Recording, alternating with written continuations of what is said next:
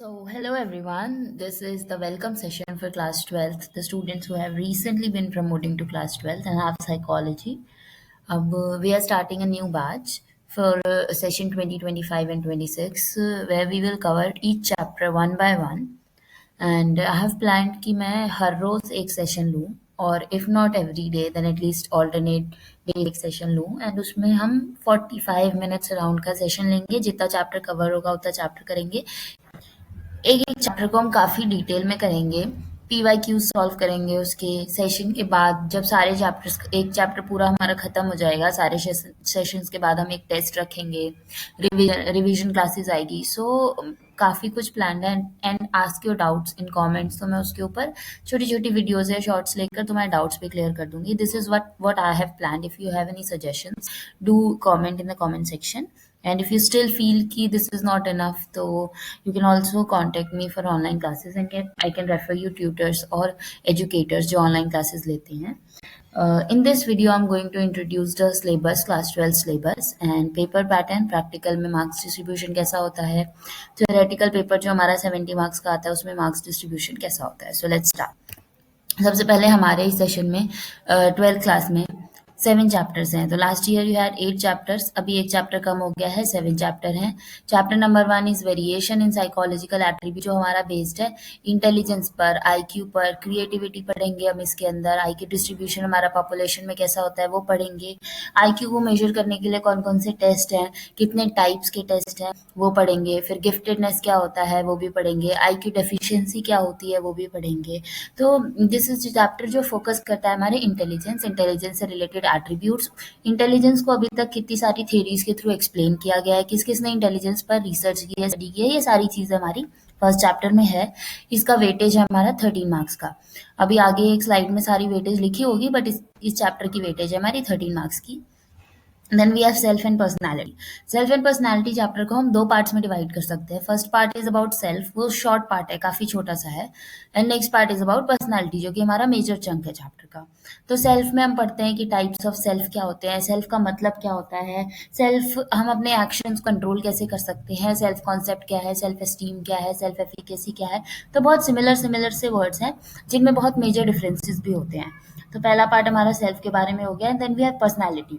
तो first obviously personality होती क्या है पर्सनैलिटी की डेफिनेशन क्या है उसकी कैरेक्टरिस्टिक्स क्या है. Then we have theories. Theories को हमने डिफरेंट कैटेगरीज में डिवाइड किया है. पहले हमारी ट्रेट थ्योरी है देन हमारी टाइप थ्योरी है फिर साइकोडायनामिक अप्रोच है नियो फ्रूडियंस है कल्चरल थियरी है. मतलब अलग अलग अप्रोचेस के थ्रू हमने पर्सनालिटी को कैसे समझने की कोशिश की है थ्रू आउट हिस्ट्री वो सारी चीज़ें हम इसमें पढ़ेंगे.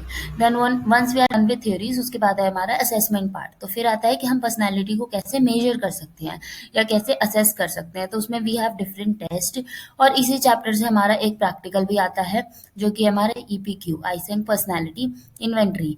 तो वो प्रैक्टिकल भी हम देखेंगे. प्रैक्टिकल के लिए मैं अलग से ही सेशंस लेके आऊंगी तो अगर आपको प्रैक्टिकल में डाउट्स आ रहे हैं तो वो भी हम कवर कर लेंगे. फर्स्ट चैप्टर से भी हमारा एक प्रैक्टिकल आता है आरएसपीएम जो इंटेलिजेंस मेजर करता है. तो ये दोनों प्रैक्टिकल भी हम कवर करेंगे इसके अंदर. Okay then we have third chapter meeting life challenges. उससे पहले पर्सनालिटी वाला जो ये चैप्टर है सेकंड इसकी भी वेटेज 13 मार्क्स की है. फिर है हमारा meeting life challenges. It is all about stress.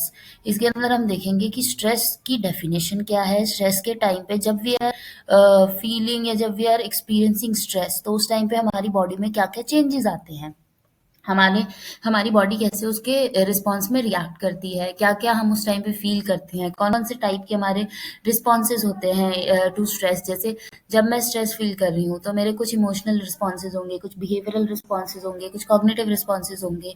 तो ये सारे रिस्पॉन्सेज पढ़ेंगे हम. फिर हम कुछ अप्रेजल मॉडल्स भी पढ़ेंगे कि स्ट्रेस को कैसे पॉजिटिवली अगर हम अप्रेज करते हैं पॉजिटिवली देखते हैं तो उसका हमारी बॉडी पे क्या इम्पैक्ट पड़ता है और अगर हम नेगेटिवली व्यू करते हैं तो उसका हमारी बॉडी पे क्या व्यू फर्क पड़ता है. और फिर वी हैव कि स्ट्रेस को हम रिड्यूस कैसे कर सकते हैं. तो स्ट्रेस रिडक्शन टेक्निक्स भी पढ़ेंगे हम. तो ये हमारे फर्स्ट 3 चैप्टर्स हो गए. Next we have psychological disorder. नाम से ही पता चल रहा है कि जो भी हमारे डिसऑर्डर्स होते हैं साइकोलॉजी में वो सारे डिसऑर्डर्स हम पढ़ेंगे इसके अंदर. उनकी कैटेगरीज के बारे में पढ़ेंगे साइंस एंड सिम्टम्स के बारे में पढ़ेंगे और पहला पार्ट जो इसका है, इट इज हिस्टोरिकल पर्सपेक्टिव कि डिसऑर्डर्स की अंडरस्टैंडिंग थ्रू आउट हिस्ट्री कैसे चेंज हुई है। जैसे पहले डिसऑर्डर्स को कैसे हम समझने की कोशिश करते थे, समझाने की कोशिश करते थे कि डिसऑर्डर क्यों होता है, उसके पीछे क्या क्या फैक्टर्स रिस्पॉन्सिबल होते हैं, और फिर बाद में जैसे जैसे रिसर्च बढ़ती गई वैसे वैसे उसकी अंडरस्टैंडिंग कैसे चेंज होती गई। और सेकेंड पार्ट है हमारा कि एक्चुअल डिसऑर्डर्स हम वन बाय वन कवर कर रहे हैं। इसके अंदर हम मूड डिसऑर्डर भी देखेंगे, साइकोटिक डिसऑर्डर भी देखेंगे, ईटिंग डिसऑर्डर्स भी देखेंगे। देन वी हैव ये substance abuse disorder, bipolar disorder, बहुत सारे डिसऑर्डर्स हम पढ़ेंगे। फिर फिफ्थ चैप्टर हमारा आता है थेरेप्यूटिक अप्रोचेस। थेरेप्यूटिक अप्रोचेस में डिसऑर्डर्स तो हम पढ़ लिए, उसको ठीक कैसे कर सकते हैं वो चीज़ हम इसके अंदर देखेंगे। थेरेप्यूटिक अप्रोचेस में डिफरेंट थेरेपी मोडालिटीज देखेंगे, डिफरेंट थेरेपी टेक्निक्स देखेंगे, कौन कौन सी थेरेपी टेक्निक्स एक दूसरे से कैसे अलग है वो देखेंगे। तो इसमें हमारा बिहेवियरल थेरेपी है, सीबीटी कॉग्निटिव बिहेवियरल थेरेपी है, कॉग्निटिव थेरेपी है, रैशनल लिमिटेड थेरेपी है, ह्यूमनिस्टिक थेरेपी है, एग्जिस्टेंशियल थेरेपी है, क्लाइंट सेंटर थेरेपी है, जेस्टॉल्ट थेरेपी है, लोगोथेरेपी है, एंड ऑल्टरनेटिव थेरेपी जैसे योगा, मेडिटेशन, सुदर्शन क्रिया, कुंडलिनी योगा, बहुत सारी चीज़ें। तो ये थेरेपीज हो गया। रिहैबिलिटेशन का भी लास्ट में एक छोटा सा पार्ट है। तो ये हमारा हो गया कि थेरेपीज कितने टाइप्स की होती है, कौन सी थेरेपी में क्या स्टेप्स इन्वॉल्व होते हैं, कैसे हम उस थेरेपी को करते हैं, क्या क्या उसके फैक्टर्स होते हैं, ये सारी चीज़ें हम इसमें पढ़ेंगे। एंड लास्ट 2 चैप्टर जो हमारे हैं वो हमारे सोशल साइकोलॉजी के चैप्टर हैं। तो ये चैप्टर है कि हमारी सोसाइटी, हमारा कल्चर हमारे ऊपर क्या इम्पैक्ट डालता है, हमारा बिहेवियर कैसे हमारी सोसाइटी में चेंज होता है, ठीक है। तो पहला है एटीट्यूड एंड सोशल कॉग्निशन। ये चैप्टर छोटा सा है, ज़्यादा कॉम्प्लिकेटेड भी नहीं है। इसमें हम देखेंगे एटीट्यूड क्या होता है, how is attitude different from beliefs and values. फिर एटीट्यूड के हमारे एबीसी कंपोनेंट्स होते हैं कि अगर एटीट्यूड मेरा किसी चीज़ को लेके बहुत स्ट्रांग है तो वो मेरे इमोशंस में भी दिखेगा, बिहेवियर में भी दिखेगा और थॉट्स में भी दिखेगा। तो एबीसी कंपोनेंट। फिर एटीट्यूड बनता कैसे है, बनने के बाद उसको कौन कौन से फैक्टर्स जो होते हैं वो इन्फ्लुएंस करते हैं, चेंज करते हैं। फिर एटीट्यूड चेंज का हमारे पास तीन मॉडल है इसमें। एक है हमारा पीओएक्स ट्रायंगल, द बैलेंस थ्योरी, फिर हमारा कॉग्निटिव डिसोनेंस मॉडल, और लास्ट है टू प्रोसेस मॉडल। तो हम उनको भी देखेंगे एंड देन देखेंगे अगर मुझे बने हुए एटीट्यूड को चेंज करना है तो मैं क्या चीज़ें कर सकती हूँ, या किस किस फैक्टर पे वो चीज़ एटीट्यूड चेंज डिपेंड करती है। और लास्ट में हमारा प्रेजुडिसेस एंड स्टीरियोटाइप्स है, और कैसे हम उन प्रेजुडिसेस को कम कर सकते हैं।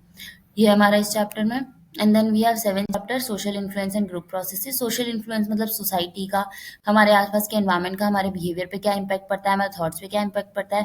ग्रुप हम क्यों बनाते हैं, क्यों ज्वाइन करते हैं, कैसे वो बनते हैं, और उसका हमारे बिहेवियर पे क्या इम्पैक्ट पड़ता है, ये सब हम इस चैप्टर में पढ़ेंगे। तो दीज आर 7 चैप्टर्स जो हमारे सिलेबस में हैं। नेक्स्ट है हमारे वेटेजेस। तो फर्स्ट चैप्टर की वेटेज अभी बताया 13 मार्क्स की है, सेकंड चैप्टर भी 13 मार्क्स की है। तो ये दोनों हमारे सबसे ज़्यादा वेटेज वाले चैप्टर हैं। Then we have third chapter meeting life challenges, 9 marks की है। फिर साइकोलॉजिकल डिसऑर्डर 12 मार्क्स का है। थेरेपेटिक अप्रोचेस 9 मार्क्स का है। Attitude and social cognition 8 marks, और लोएस्ट मार्क्स हमारे 7 चैप्टर का है विच इज 6 मार्क्स। और ये सब लेके हमारी जो थ्योरी पेपर होता है साइकोलॉजी का, जो बोर्ड एग्जाम होता है, वो 70 मार्क्स का होता है। तो ये मार्क्स डिस्ट्रीब्यूशन हो गया। अब प्रैक्टिकल में क्या क्या करना है हमें, तो प्रैक्टिकल हमारे 30 मार्क्स कैरी करते हैं, जिसका मार्क्स डिस्ट्रीब्यूशन कुछ ऐसा है। पहले तो इसके अंदर हम 2 फाइल्स बनाते हैं, ठीक है। एक हमारी बनती है केस प्रोफाइल। केस प्रोफाइल जो अभी हमने 4th चैप्टर बताया ना, कि हमारा ये 4th चैप्टर है साइकोलॉजिकल डिसऑर्डर। इसके अंदर बहुत सारे डिसऑर्डर्स हैं, उनमें से हमें कोई एक डिसऑर्डर चूज करना है और उसके ऊपर in depth study carry out करनी है। इन डेप्थ हमें केस प्रोफाइल बनानी है, और वो केस प्रोफाइल हमारी होगी ये, ठीक है। इसके अंदर हम करेंगे क्या, एक डिसऑर्डर लिया, उसके बाद हम एक पर्सन देखेंगे जिसको वो डिसऑर्डर हो सकता है, हम देख मान के चल रहे हैं कि उसको ये डिसऑर्डर है, उसका हम इंटरव्यू कैरी आउट करेंगे, ऑब्जर्वेशन करेंगे, और उसके ऊपर कोई एक उस डिसऑर्डर से रिलेटेड साइकोलॉजिकल टेस्ट करेंगे। सपोज पीटीएसडी है किसी को, तो हम पीटीएसडी के लिए एक टेस्ट एडमिनिस्टर करेंगे उस पर, और फिर देखेंगे उसको ट्रॉमा का लेवल कितना हाई है या फिर लो है, और उन्हीं फाइंडिंग्स को हम सपोर्ट करेंगे अपने इंटरव्यू और ऑब्जर्वेशन से, और उसको पूरी फाइल में हम लिख देंगे। तो दैट इज केस प्रोफाइलिंग। फिर हमारे प्रैक्टिकल आते हैं, तो हमारे 5 प्रैक्टिकल्स हैं जो हमें फाइल के अंदर लिखने होते हैं, और उन 5 प्रैक्टिकल्स के अंदर जिस दिन हमारा बोर्ड का प्रैक्टिकल एग्जाम होता है, कोई भी 2 टेस्ट हमें लिख के आने होते हैं, ठीक है। तो ये प्रैक्टिकल हो गया, एक केस प्रोफाइल होगी, एक प्रैक्टिकल फाइल होगी, 2 अलग-अलग फाइलें बनती है। प्रैक्टिकल फाइल के अंदर 5 प्रैक्टिकल्स होंगी, केस प्रोफाइल के अंदर एक इन डेप्थ केस स्टडी होगी, और प्रैक्टिकल वाले दिन हमें 2 कोई टेस्ट, जो फाइल में 5 टेस्ट है उनमें से कोई 2 टेस्ट लिखने होते हैं वहाँ पे। अब डिस्ट्रीब्यूशन क्या होता है, तो प्रैक्टिकल फाइल और केस प्रोफाइल दोनों मिलकर हमारे 10 मार्क्स होते हैं, मतलब 5 मार्क्स की एक फाइल है हमारी यहाँ पे और दूसरी फाइल भी 5 मार्क्स की है। फिर जो हमारा वाइवा होता है, वाइवा भी 5 मार्क्स होता है, तो ये हमारे 15 मार्क्स हो गए। और बचे हुए जो 15 मार्क्स होते हैं वो रिटर्न पार्ट के होते हैं, जो हम प्रैक्टिकल शीट पे लिखते हैं ना पूरा कि कैसे टेस्ट किया, उसका क्या कंक्लूजन आया, वो 2 प्रैक्टिकल जो लिखेंगे वो हमारे 15 मार्क्स के हो गए, जिसमें 5 मार्क्स कंडक्शन के होंगे और 10 मार्क्स रिपोर्टिंग के होंगे। अब कंडक्शन का मतलब क्या है, तो कंडक्शन मतलब हम यहाँ पे टेस्ट में आंसर्स मार्क करके और उसकी स्कोरिंग करते हैं। तो प्रॉपर हमें प्रैक्टिकल वाले दिन एक सब्जेक्ट मिलता है जिसको हम वो क्वेश्चनर देते हैं, उससे वो फिल कराते हैं। फिल कराने के बाद उसको हम स्कोर करते हैं, तो दैट इज कंडक्शन। एंड जब हम उसकी फाइंडिंग शीट पे लिखते हैं कि the test was administered on the subject to measure PTSD और डिप्रेशन और ईटिंग डिसऑर्डर, जो भी चीज़ है, और उसका रिजल्ट क्या आया वो हम टेस्ट की शीट पे लिखते हैं, दैट इज रिपोर्टिंग। तो हमारी कंडक्शन 5 मार्क्स का है एंड रिपोर्टिंग 10 मार्क्स की है, एंड इसका टोटल बनता है हमारा 17 मार्क्स। तो ये हमारा प्रैक्टिकल के मार्क्स डिस्ट्रीब्यूशन हो गए। ठीक है। अब पेपर पैटर्न क्या है, तो ये 30 मार्क्स तो प्रैक्टिकल के हो गए, बट 70 मार्क्स जो हमारे थ्योरी पेपर के थे, तो हमारा जो पेपर आया उसका पैटर्न क्या होता है। तो पेपर में हमारे ABCDEF इतने 6 सेक्शंस होते हैं। 6 सेक्शंस में जो फर्स्ट सेक्शन होता है इट इज MCQ, मतलब इट हैज MCQs। उसके अंदर 14 MCQs हमारे होते हैं, जो कि एक MCQ 1 मार्क का होता है। तो ये टोटल सेक्शन पूरा हमारा हो गया 14 मार्क्स का। Then we have B section में हमारे 5 क्वेश्चंस होते हैं, ईच क्वेश्चन ऑफ 2 मार्क्स। तो हमारा टोटल सेक्शन हो गया 10 मार्क्स का। Then we have C section जिसके अंदर हमारे 4 क्वेश्चंस होते हैं। 4 क्वेश्चन में ईच क्वेश्चन हो गया 3 मार्क्स का, तो टोटल हमारा 12 मार्क्स का हो गया। लास्ट डी सेक्शन, उसमें भी 4 क्वेश्चन होंगे, बट सारे क्वेश्चन इसके अंदर 4 मार्क के होंगे, तो टोटल हमारे मार्क्स हो गए 16। ई सेक्शन, इसके अंदर 2 ही क्वेश्चन होंगे और इसके इन सभी सेक्शंस में इंट्रा इंटर क्वेश्चन चॉइस होती है या सेक्शन वाइज चॉइस होती है। बस MCQ के अंदर कोई चॉइस नहीं होता और ना ही केस स्टडी के अंदर कोई ऑप्शंस होते हैं, उनके इन बिटवीन क्वेश्चंस में हो भी सकते हैं। तो 6 मार्कर में हमारे 2 क्वेश्चंस आते हैं 12 मार्क्स के, और केस स्टडी हमारी फाइनल 2 केस स्टडी आती है, जिसमें हाँ दोनों केस स्टडी में एक 1 मार्क का क्वेश्चन होगा, एक 2 मार्क का क्वेश्चन होगा। तो 3 मार्क्स के 2 क्वेश्चन होंगे, तो 6 मार्क्स। तो ये हमारा पेपर का पैटर्न हो गया। If you want to see the paper, comment करना, मैं लिंक सेंड कर दूंगी प्रीवियस अभी जो पेपर हुआ है, कल जो हमारा साइकोलॉजी का पेपर हुआ है उसका। तो ये हमारा पेपर पैटर्न हो गया। ठीक है। तो ये थी इंट्रोडक्टरी वीडियो। हमने इसके अंदर देखा कि कितने चैप्टर्स हैं हमारे, इस चैप्टर की वेटेज क्या है, पेपर का पैटर्न क्या है, चैप्टर में हम क्या पढ़ने वाले हैं, कोर्स स्ट्रक्चर, एंड प्रैक्टिकल में क्या मार्क्स डिस्ट्रीब्यूशन है। तो this is all you need to know in the start of the session पूरे क्लास से पहले। अब 1 बाय 1 हम एक एक चैप्टर को एक्सप्लोर करेंगे, डिटेल में पढ़ेंगे, PYQs करेंगे। And all the best for your new session. Next, see you in the next video.